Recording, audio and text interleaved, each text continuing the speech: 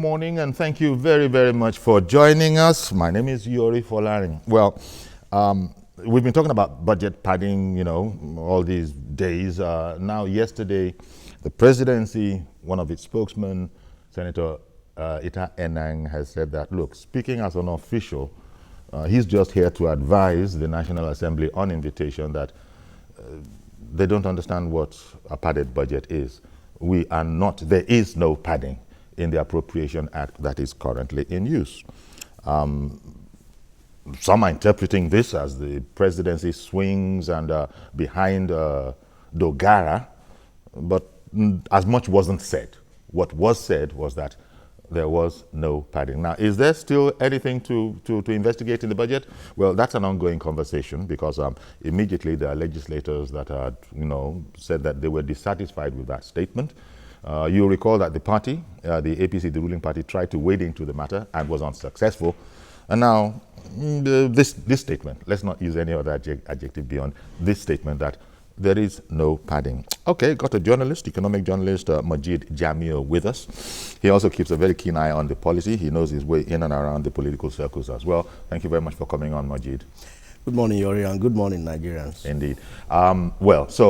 Majid, we were talking about this before coming on air, and there is no padding. Has the presidency taken the wind out of the sail of the whole budget padding allegation, do you think? I want to assure you that by probably before the close of work today or by tomorrow, there will be another statement. A supplementary statement. From the presidency saying that what they actually mean is that the budget, the appropriation bill that was signed into law by the president was not padded. Was not padded. And that, of course, if you recall, in February, the National Assembly actually were the first to raise an eyebrow about a padded budget, or that the budget went missing. Now, the executive wrote, apologized, and withdrew that bill. There were some errors. Then you recall this Lagos Calabar and the Lagos Kano rail project. They said the Lagos Calabar rail project was missing, and they took a video recording of the presentation by the Minister for Transport, Chibuike Amechi, to actually establish that portion of the budget was actually presented to the National Assembly. So there has been back and forth on this padding issue. The Speaker of the House of Representatives, after meeting with the President at the weekend, said he doesn't understand what padding is. Now, Ita Enang is re-echoing that, which means there is a sort of synergy. I won't say the President is giving a fillip or giving a backing to the leadership of the Senate, and they are practically telling Jibrin that he's on his own. But if you also recall, the EFCC and the police authorities, issued a statement yesterday that they are currently working on three budgets. Three versions. They are investigating three versions of the budget. So, yes. Which one are they? That was even as of Monday, and interestingly, the EFCC was hard at work yesterday.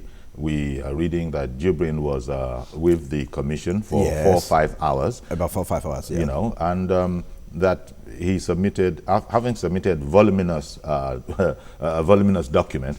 He brought some more yesterday. Yeah. Now, even as the presidency's spokesperson was saying, there is no padding. There is the Appropriation Act that we are operating as a country now is not padded.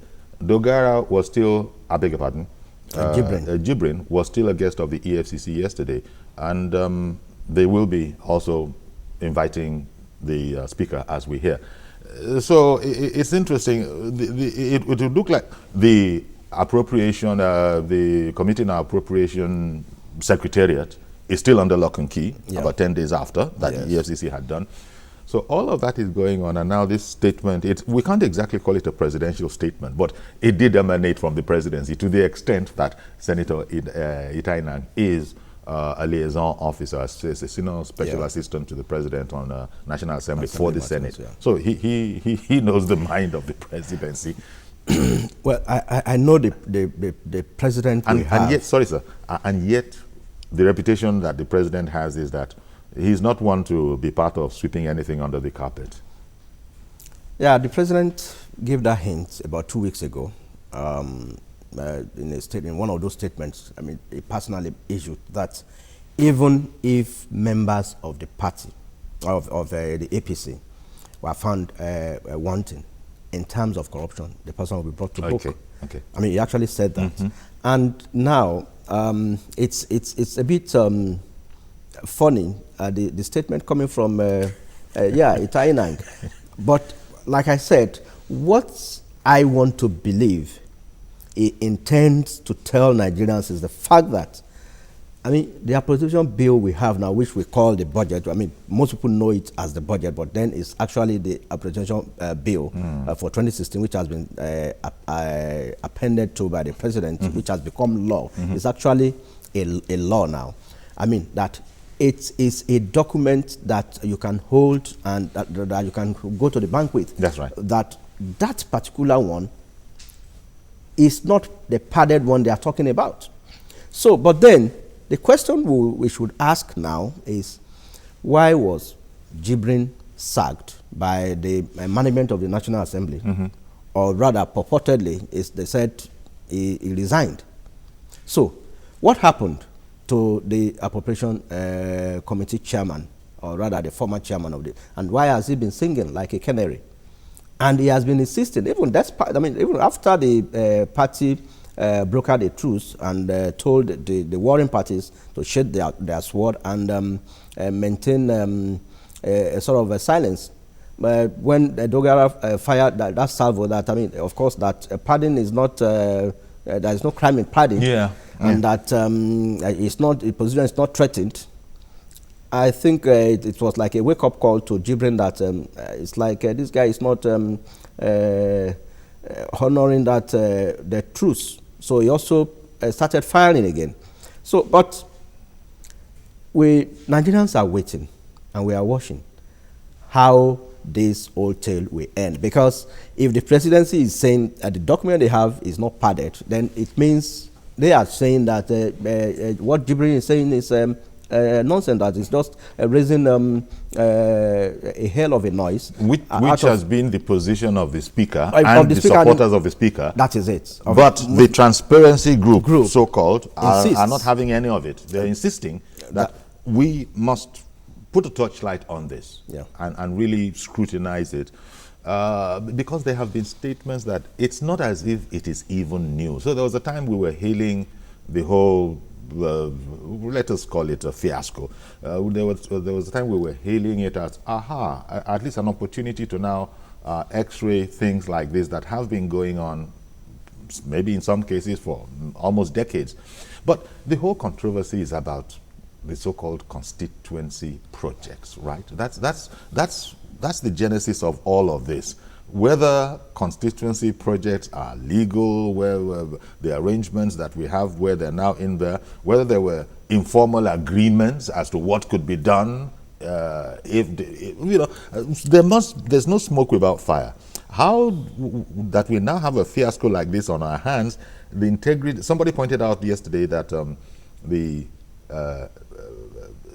third, fourth, fifth person, most senior person in Nigeria, they're all facing corruption questions, that it wasn't doing us any good at all.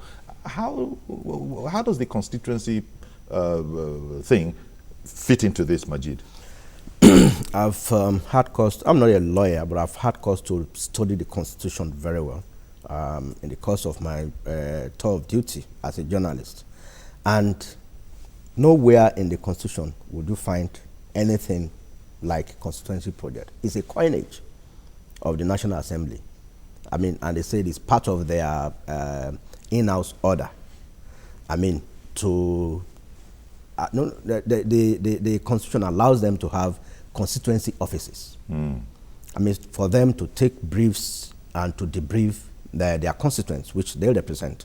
They are supposed to have one at the National Assembly and one in their constituency. But the cachet or the phrase constituency project is not in the constitution, but you have provision for constituency office. But then, how is the constituency office funded?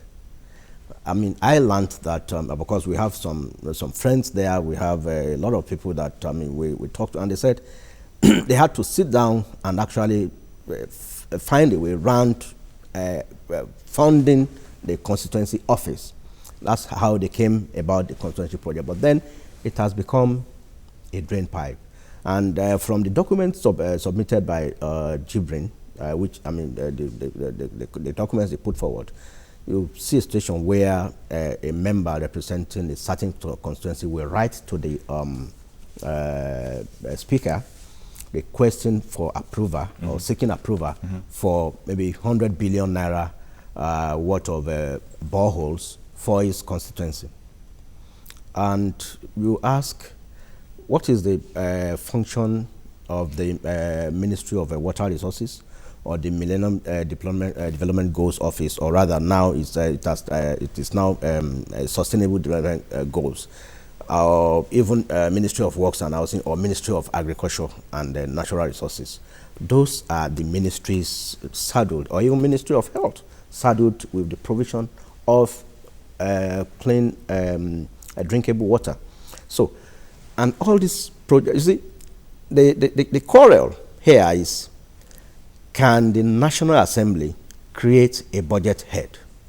The answer is no. It is the executive that can execute the project, the budget. However, if a National Assembly member feels there's the need for a project in my constituency, then there's what we call bargaining. Collective bargaining. Yeah. You liaise and with lobbying. And lobbying, yeah, I think that's the key word. The same way the executive lobby to get the budget approved, the National Assembly members, in order to please, quote unquote, their constituents, to show that, well, I am in the National Assembly representing you, I have been able to bring these projects. I've used my influence to lobby my colleagues, or to lobby the executive to cite this project, like what Arishe did when he was in the Senate. He was able to lobby the president to cite the federal university, a federal university in his town of Oye. So the federal government already approved. Exactly, but it would appear that in this particular example, yeah. What seems to have emerged is that the process you've described, whereupon it would have been above board, up front, yeah. and maybe even in our faces, that was dispensed with. Yeah. And somehow they had an alternative understanding such that nobody even knew it was in there. Because if it had been lobbied, everybody would see the workings. It's not just the answer. You got to see the workings to the answer. That is it. That's the problem. That's the scenario I'm trying to paint here. That in this case, those projects were added to what the executive submitted, and that's why the president refused assent in the first instance. I mean, the executive, they have an idea of what the pulse of the federal government can carry, and they have budgeted XYZ amount of money. Now you are adding, just for one constituency, 100 million, and we have 360 constituencies in the country. So, and each of these members, I mean, were to add or to generate one project or the other. So the quarrel, or rather the argument now is, can the National Assembly create a budget head? The answer is no, because where would the allocation go to? But they can amend. They can amend, yeah, they can appropriate. They can say, fine, this project is worth XYZ million naira. No, it should be X or it should be Y. But, or rather, this project is of necessity. We can do it this year, or rather, this project we can still tarry a while and push it to next year's budget, or this one is of priority, we can do it in the first quarter, we can do it in the second quarter. I mean, they can do all those ones. And there can be lobbying. There can be lobbying. If the presidency feels very, very strongly about something, it probably, the way they could lobby the presidency, I imagine the presidency's foot soldiers could also lobby them as, look, see if what we can do to not touching the proposal the way it is because we need it, and sort of pre-explain it. I imagine that's allowed. And that's why they also have, that's allowed. And that's why they also have oversight functions to ensure that these projects that have been executed by the executive is also called to question by the National Assembly to ensure that they don't just award these projects to contractors and they go to sleep. I mean, despite the fact that, I mean, the executive has its own evaluation process, which is, I mean, a very good one to that. But then, the National Assembly too, they have their oversight functions to also look into what is, but where they need to actually work together is to understand the fact that you cannot write as a member, as a member of the National Assembly, you can't write to the Speaker or write to the Senate President that you want this project, I mean, after the budget had been fully prepared. No, I think it's wrong. So exactly. That's where the problem is now. So that's what you meant by budget headings. Budget head. You know, the headings will come from the presidency. That is it. And if you start adding your own, effectively you're beginning to prepare. This is going beyond amendment. That is it. You know, that's not the intended that's not appropriation. Interpretation. That is not appropriation. Yes. That is creating another budget. A budget outside of a budget. So when the presidency states through its spokesperson that the Appropriation Act as passed by the National Assembly is not padded, and yet we have the confusion of 3 versions before the EFCC, for example, or before the police. The AIG, you know, in charge. That is 3 versions. What used to happen during the Obasanjo years is that whatever they want, they will add to the budget. The president then, or Obasanjo, will append to it, but he will refuse to release money. And the PMB says, no, I will only append what I'm sure I'm going to release money to. That's why the thing was returned. You see, there are so many horse trading in the process of getting the project, the budget approved. And at the end of the day, I think they came to a middle of the road approach. But the bubble burst when Jibrin, I mean, for the appropriation committee, it's such a special committee that you have a member from each state representing,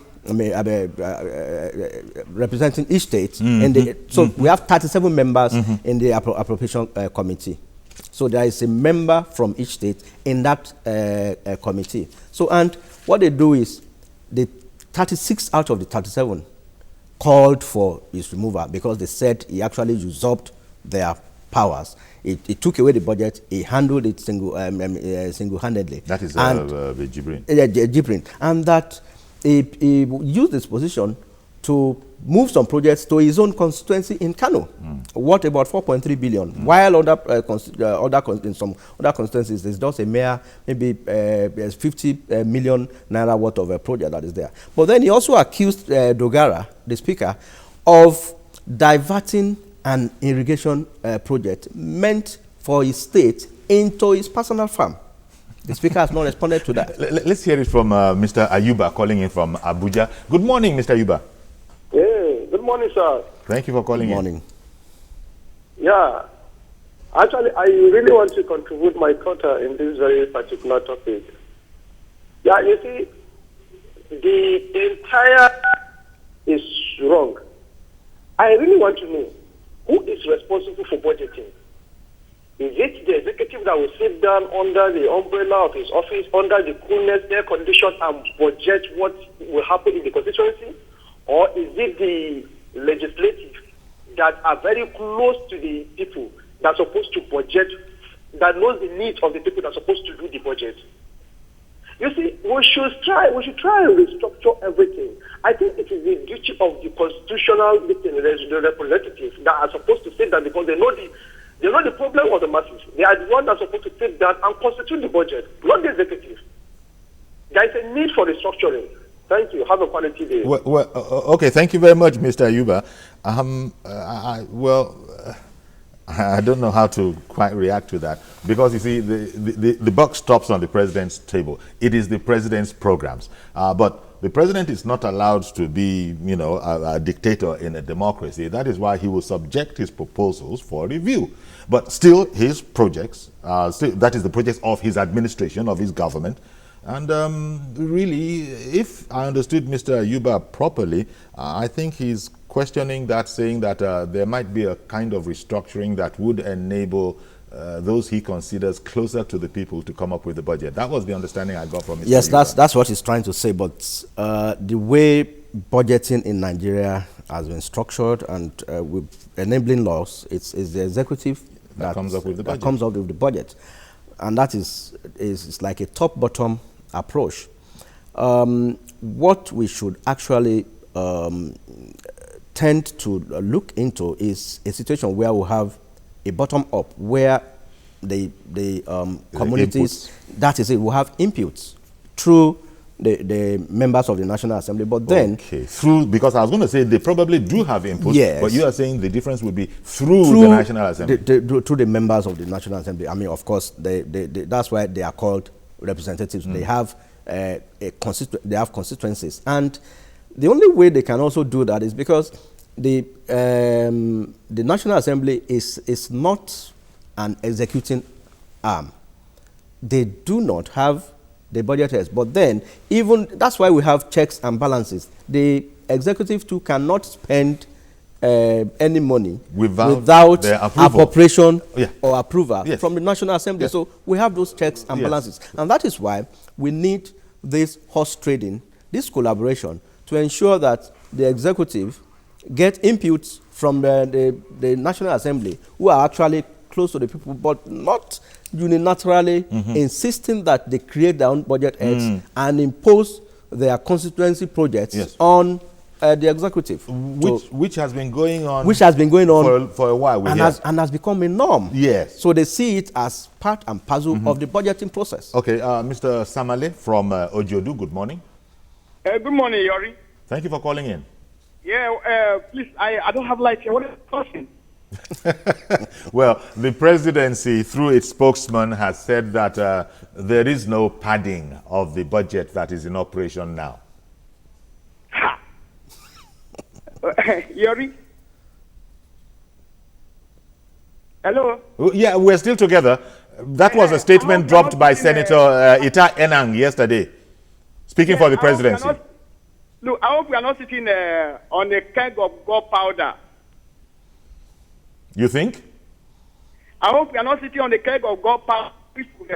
Yeah, is that what you think the statement is capable of being likened to? Why? How so? Yeah, why am I saying this? Yes. Why am I saying this? All along, we have been saying the war against corruption has been made by the president administration is one-sided. Members of the ruling party, Bongaga. Are you hearing me, sir? Yeah, I can still hear you. Then the major pupil met Mr. President last week and came out and told the who was not here this time around that he has not committed anything, that there's nothing bad in pardon. Now, the presidency is covering him. We are watching. APC should better come out now and tell Nigeria where is so-called war against corruption is being waged. Okay, Mr. Samale. Thank you very much for calling in. Interesting and dramatic reaction from him. Yeah, he said keg of gunpowder. Well, there is a sense in which everybody was taken aback by the pronouncement from a presidency spokesman.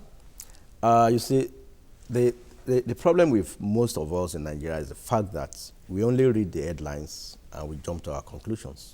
Just the same way the Minister of Finance, Kemi Adeosun, said that Nigeria will borrow to fund the 2016 budget. I mean, and now people started shouting, why must we borrow? We have enough. But they said they have been recovering money. Yes. Like now, it just made a passing statement as as in China.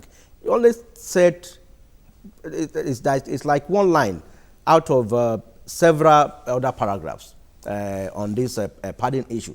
So it's not as if that's why I said we really need to read and digest what is said. We know, Majid. I hear you. You're a reporter yourself, although an organ reporter nevertheless, but a reporter nevertheless. And that's what editors do. They find what they think is the catchy headline. And also, hopefully, when it is done well, a headline that encapsulates the story. The story, yeah. And in this case, there's no denying that the statement came out of the presidency that the 2016 Appropriation Act is not padded. Yeah. We are not operating a padded budget. I think Udo Odoma said it at the meeting, the town hall meeting that you referred to. Yesterday. And so, speaking of those one-liners, Kemi Adeosun, Minister of Finance, also said, you know, that we don't have an option, we don't have a choice but to borrow. Otherwise, we wouldn't have been able to pay salaries. Yeah. So we've been borrowing to pay salaries. So let people just add that one to their pipe and be smoking it. It's an interesting pronouncement because we'll come back to it, no doubt. Remember when we were saying that we had to borrow and Nigerians were up in arms, as you were just alluding to? You just reminded me of that. So we have this situation on our hands, and Mr. Samali was saying that, wait a minute, what is this APC government telling us? Now we don't even know what to think, what to believe anymore. I think APC really need to put its acts together so that... especially its communication act. The communication and also the body language. The Dogara is being accused of padding the budget. I beg your pardon. Sorry, Majid, and let me also apologize to Mr. Yakub, dear Mr. Yakub friend calling in from Dokwemu. Sorry for keeping you all that while. Please go ahead now. Thank you very much, sir. Good morning, Chief Yori, and then good morning, Mr. Majid. Good morning, sir. Chief Yori, let me begin by saying that when we started this topic about padding or no padding, I made mention of something. I said this is the first time for ruling party, APC, as a political party. This is a very first time for them. If they fail to allow the government agencies to work on this kind of allegation, and then if they try to bust in and begin to try to stop the agencies in terms of investigation of this very particular padding or no padding, they are already failed. Why am I saying this? Chief Yori, if you could remember, when the Dogara went to Asoro, immediately the man came out and then the press went in and asked him some certain questions. He said that he does not know anything about party in our constitution. And then look at what Malako Goma do, if I don't make a mistake. Look at what he tell us yesterday when we are discussing about this issue. See, Chief Yori, the question is this. The House of Representatives, they always make one statement, which I don't know they are right. I don't think they are right. The statement needs to go like this. They will say they are the closest person to the Nigerian citizen. Chief Yori, I dare to disagree with them. Why am I saying that? If they say that they are closest person to Nigerian citizen, what about the councillors? What about local government chairman? If you say that you are closer to me, the local government chairman is closer to me than you as a representative. The councillor of my area is closer to me than you. If you say that because you want to invest something in your locality or whatever, we sent you. I've said this several times. You will come out and promise you I want to give us vote. You want to give us vote. I will send you. Your primary responsibility as a lawmaker is to go there and make a good law that will help Nigeria economy and Nigerian generality. If you are promising us school that you cannot be able to put money out of your pocket and build the school, Immediately they do the school. Do you know that this House of Representatives, they will claim that I'm the one that built this school. The school is not from their pocket, and then they will be telling us that they are the one who did it. Meanwhile, it is a Nigerian citizen taxpayer money that is working for us. They should stop all those. The EFCC should go in, and then Nigerian citizens should be behind Dublin, because let me use our dialect. Only not one, to do a bit. Definitely, the person inside know what to say, because this man is insider. The budget has been padded. The president should stay away from it. All right then, Yakub. Okay. Thank you very, very much, Yakub.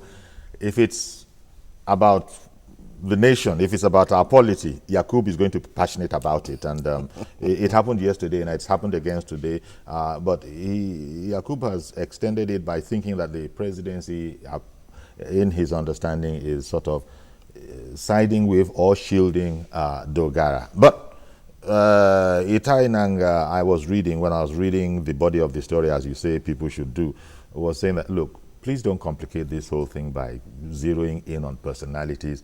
Can we just leave it as just one institution, his emissary talking to another institution, and it was because I was summoned. And on this whole contentious question about the 2016 budget having been padded, I can say to you categorically, we don't have a padded budget. In other words, it's all legit. If that is the case, it reminds me, I was reading Senator Adeshe Ogunlewe also saying that, look, as far as I'm concerned, the Appropriation Act has been passed into law. All of this is a lot of water off a duck's back. But he seemed to think that we Nigerians like to engage ourselves. Now, the way this thing is going, it just might peter out into nothingness. Not all between one day and the next, but as we do our things here. After all, there was the story of some legislator stuffing dollars in his tall cap. We've never, that whole story has gone away. So that is what is making people like Yakub and some other people who have been very, very strident about the matter since we started talking about this topic, to feel that let nobody pull that kind of, let nobody pull that stunt of saying there's nothing to investigate. We should investigate this. And perhaps encouragingly, EFCC is apparently still full blast ahead. I think what the whole process will do is let's quickly do Abia State. Okay. And Comrade Mazi Okoroafo, he's waiting for us there. Good morning, Mazi. Good morning, Mr. Young. Good morning, our guest in the studio, Mr. Modit. Morning, everybody. Good morning, sir. You see, I Comrade Mazi Patrick Okoroafo for school here in Abia State. You see, the word padded in advanced learners dictionary means falsification of figures. Today, the presidency is saying nothing like padded. Okay, that chapter should remain closed, so that Nigeria will good work further ahead. If you open pages of papers, listen to news and this and go radio and television, you'll be hearing about increase in school fees by the unity schools, other issues like all this issue of Nigerian universities, this is their cut-off point and the rest. We should forget about this issue of party or no party. Okay. Every day in Nigeria, we continue chasing symptoms of issues or ailments instead of chasing the causes. Now, Mr. Yuri or our guest in the studio, let me ask you a question. You see, if you go to, there's no ministry in Nigeria, let's say Parasota, if they want to buy a car, they have to do what? If the car is 4 million, what are they going to do? The guy will say that buy at least extra car, maybe a decent, add my own. What is it? Is it not falsification? Is that one not padded? So what is it? You go to university, the buy side so let's want to take money and go and build structures for hostels and the rest for students. He will enter going to buy what? To start the road. A road of maybe 3 million, you will write 10 million. Is that one not padded? So this issue of padded, you cannot stop it. There is no government in this country. If you guys are being a sense that is in the Holy Bible, anywhere, and to come and rule Nigeria, they must be padded in Nigeria. Let us face it and face what is so. The whole thing we are talking about, there are issues in this country we should be tackling. People are talking about poverty, people are talking about illiteracy, people are talking about this. Let us face all this and forget about this. At the end of the day, this issue of padded, where do you bring the money? Where is the money going to? Who is going to eat the money? The money will just turn around again and go back to the square one to people that already arranged it. So we are just everybody clamoring. In short, Nigeria is our country. We have no other place to go. What do? We have to think ahead and sit down as a Nigerian. Move. If you want this, we want this. If we don't want it, we don't want that. Thank you very much, gentlemen. I have a blessed day. Indeed. Thank you very much, Mazio Okoroafo. Okay. Now, that Ita Enang is speaking for the presidency in this way, with a very sharp, clear-cut statement, there is no padding to the budget.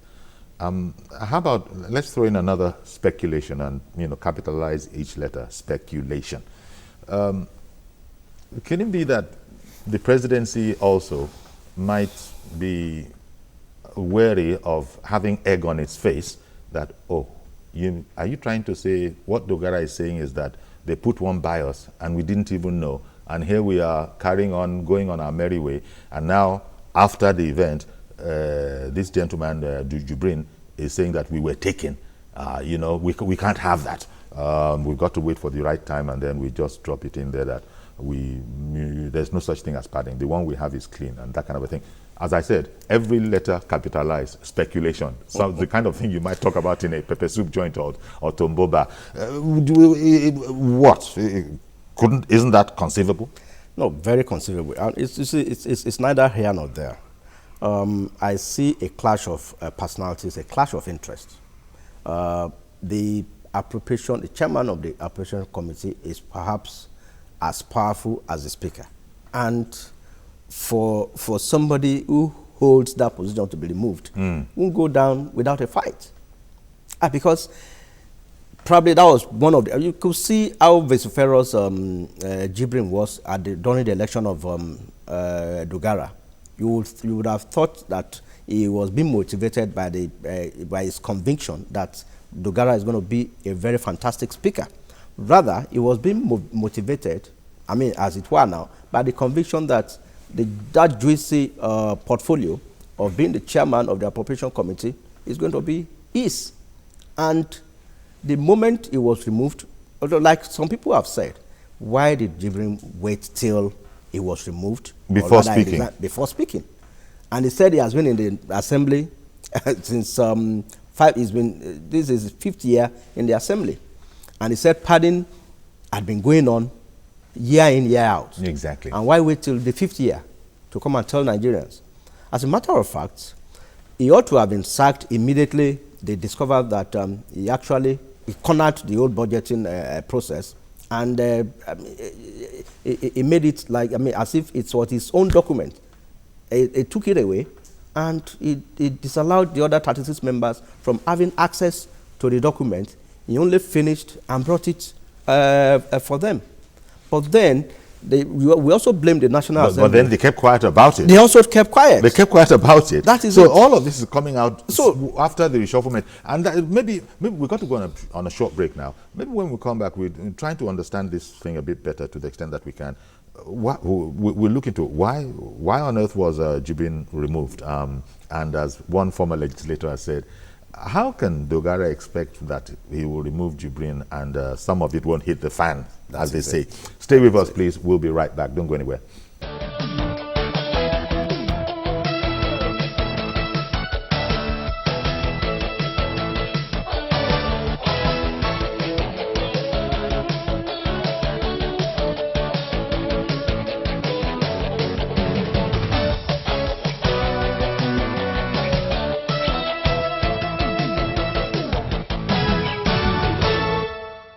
Okay, welcome back. So, wittingly or unwittingly, the presidency appears to have waded into the whole matter of investigation into the allegation that the 2016 Appropriation Act, as it passed, was padded.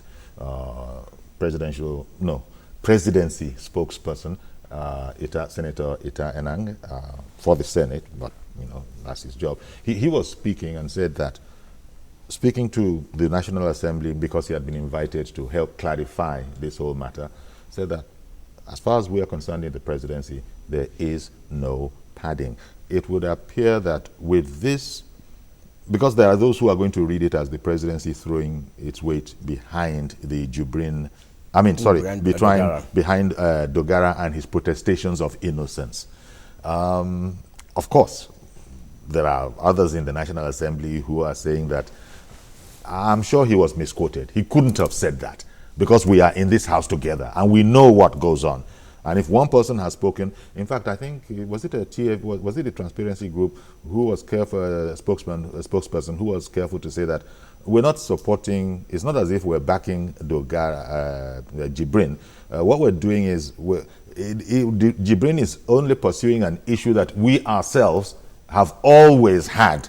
We haven't had as much traction as this. But now that the traction is there, we need to support it because they think that they're doing all they can to sanitize this democracy. And indeed, you know, go by the president's script, this administration script of zero tolerance for any form of corruption. No, anybody's ox will be God. No sacred cow. All that kind of thing. The president has said, you remembered, you know, it's not business as usual, and on and on and on. Well, with all of those things, this budget has been padded. Now the presidency says, not so. They want to tell me about someone else. Well, Benga is calling in from Abuja. Good morning, Benga. Good morning, Uncle Yori. Thank you for calling in, sir. Yes, you see, the issue of padding, the presidency is trying to let us know that they don't have the word padding, and they don't know what it means. As far as they are concerned, there's nothing like padding. But let me tell you, this has been going on for a long time. In the previous legislation, we've seen that this project, the community project, were not executed.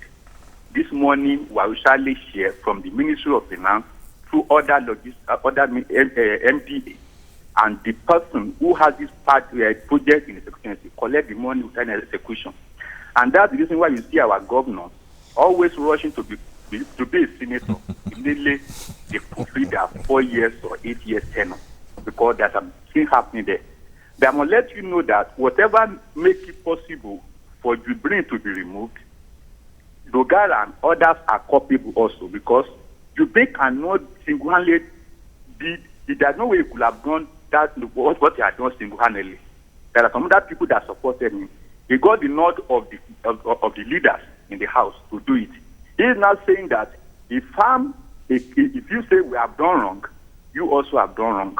And that is logical. And that's why he's saying that, look, I should not be the only culprit. That's just logic behind it. Thank you. Thank you very much. No, from the very, very beginning, Jibrin has indicated that he's culpable. But he is saying that, look, I was the chairman. So you should be able to ask me what's going on. And I'm saying this is going on. Yeah. So he's added himself there. It's a matter of how many people he can then say were also culpable. And this is where Dogara parts company with him and says, I don't know what you're talking about. Many people. But, you know, we were hearing this whole matter about Dogara checking out how many people were with him just in case he came to impeachment to see if the numbers were there. Yeah. And I think over the weekend we were hearing that the man is short of something like 26, 27, 28, I can't remember which number, one of those three, that he was short by that number from being able to sleep with both eyes closed. Femi Gbajabiamila, for instance, he has studiously tried to stay out of this, but he was dragged in. It's even called, I mean, it called for a truce. It said the matter should be handled with a majority. And also recall that Jibrin actually exonerated Gbajabiamila from the whole pardon issue. From? He said that Gbajabiamila was not taken into consideration in the whole pardon process. That's Jibrin. But then Jibrin must be very careful, because now that we are getting body languages from the presidency, and with the kind of voice with which Dogara is speaking, it exudes confidence that I am here, I'm the speaker, I'm not threatened. And there's nothing like pardon. Even there's pardon, it is not a crime. So after meeting with the president, it gives credence to the fact that, And Jibrin has not been able to meet with the president yet, and yes, he said it's been blocked Yes. from meeting with the president. which was denied, of course, by the Now, the anti-graft agencies have been called in to come and investigate, and they called that the people that, Magu has his letter of confirmation in front of the National Assembly now. So, the people who will, so all these things are they're interwoven. Interwoven. But Mr. Augustine, calling in from Isheri, good morning, sir. Yeah, good morning, Uncle Yori. Thank you for calling. Yeah. First and foremost, we Nigerians ought to watch our utterances. Now, where are all the civil rights activists? Where are all the people that are fighting for justice in Nigeria? This is the right time for every Nigerian to protest and go to the street and say no to this. All these constituency projects, tell me one of them. Let them come and show us one office they are operating in their constituency. Look at the staff strength. We don't have such in all these constituencies that they are claiming. For me, I just see this as rubbish.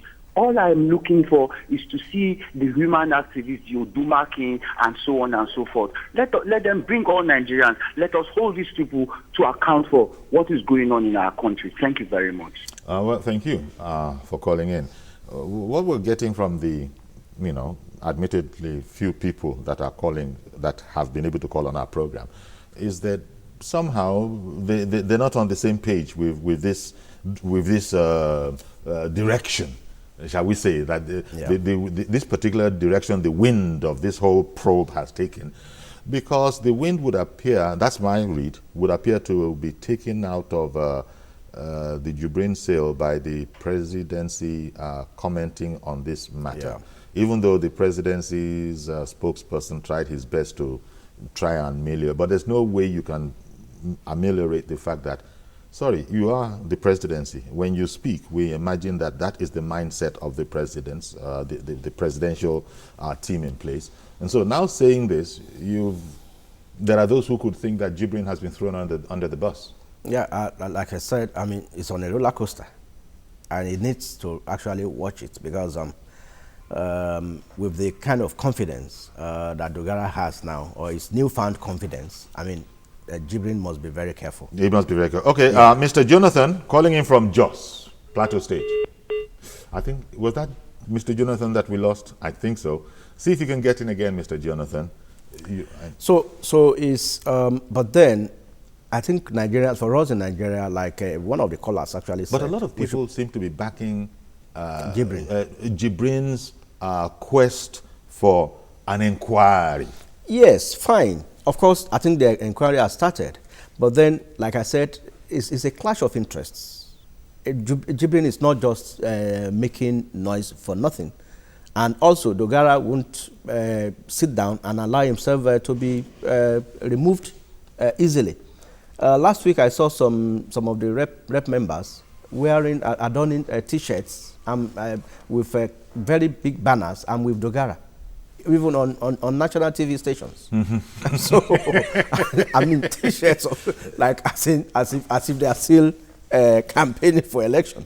Well, we saw that in the Saraki issue as well. Issue too. So it calls to question whether where the interest of our honorable men actually lie, whether they are serving their own purpose or serving Nigerians. Okay. Mr. Bello Agege, good morning. Sayori. Yeah, thank you for calling in. Clear on this budget issue, why the president said that the budget was not actually pardoned.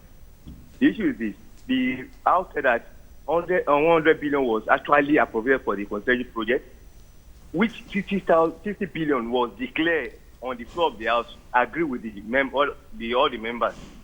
But in going from the presidency now, from the House to the presidency, the leaders inserted another 40 billion to make up for the differences. That's why Jibrin should be very, very careful. Mr. Bello, I'm interested. Mr. Bello, yes, sir. What's your evidence for, because you quoted those figures, you seem to be indicating that there was an agreement. You seem to be indicating that there was an agreement. So what's your authority for that statement? That, look, you guys, take 100 billion.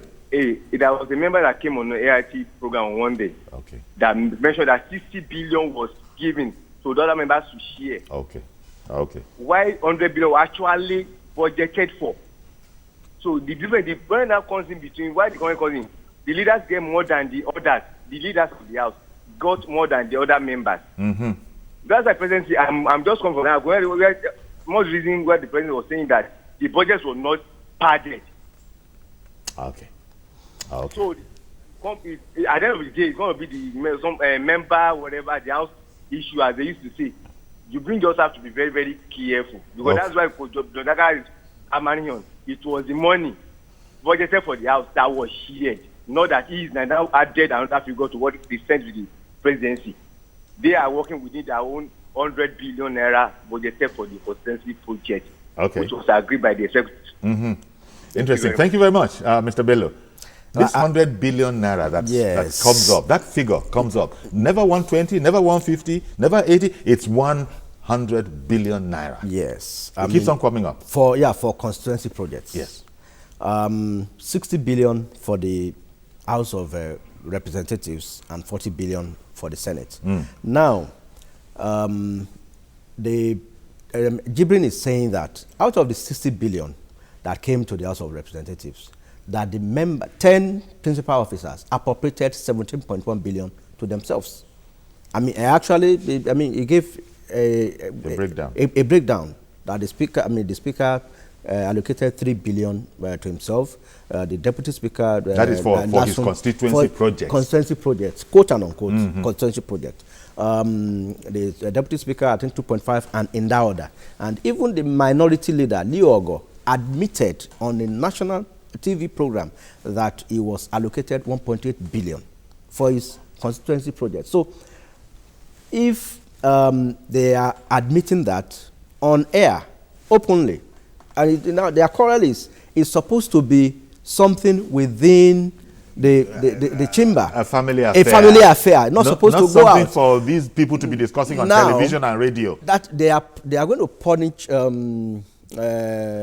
Jibrin for bringing the family drawers out into the sun, into the marketplace, and hanging them on the line instead of using the dryer we normally use, where nobody will know what you're drying. That is it. Because what Leo actually said was that Nigerians are so pained now that they will think those constituency projects are actually meant for them, the individuals.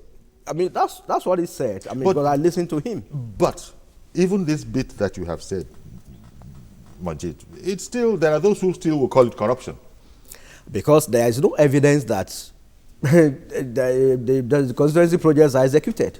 Well, they haven't said they should stop investigating. There is little or no evidence. Even though time says that we have to stop the program around now, but at least nobody has said so far that in those words, stop all your investigations and stop wasting time. Nobody has said that. EFCC was still busy quizzing the man Jibrin yesterday for 4 or 5 hours, and reportedly they'll be bringing in. Nobody has said investigation should stop, but the presidency is saying there is no pardon. So what do you want to investigate? So what do you want to find? Can you now find different from what the presidency has said? Especially when the confirmation of the chief investigator is lying on the table of the National Assembly, waiting for the assent. We'll keep an eye on that story, Majid. Thank you very much for sharing your perspective on this. We'll keep an eye on the story, see if it has any more turns or any more twists, but we'll leave it here for now. I'll be back tomorrow, God willing, with a fresh edition of the program. I'm Yori Folarin. Bye-bye for now.